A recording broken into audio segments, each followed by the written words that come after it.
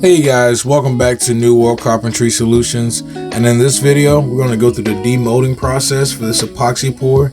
And one thing I do wish is that I actually videotaped the subsequent pours. I ended up having to do two more past my initial pour that you guys did see. The initial pour was actually a little under 3/8 of an inch, so the next two had to be a little bit more because this the wood that I initially put in here was probably about an inch thick, so I actually needed again two more pours to get it done. Again, I do wish that I bought a full gallon of epoxy versus buying two additional $20 kits. I don't know what the total volume is on those kits, but I'm pretty sure I could have got this done with a gallon and had some left over to spare.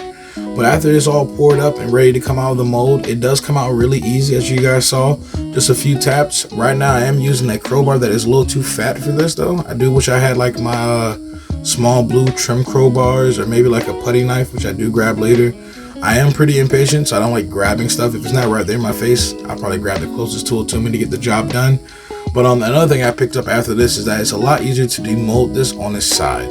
Pretty much that way you're driving your hammer or your chisel downward versus pretty much hitting it on the table and allowing it to a chance to slide forward or backwards.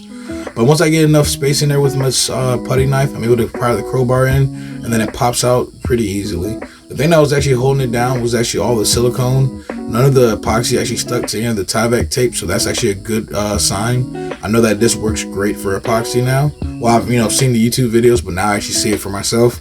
So I do plan to make an reusable epoxy mold, just so I can kind of do this more than once to see how many uses I can get out of a simple jig like this that I use screws and stuff, so I'm not really beating it apart.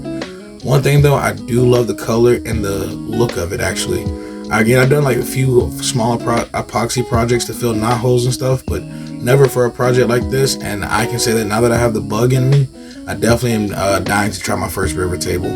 But another thing though, a lot of people recommend not using a planer on epoxy just because it can leave a tear out.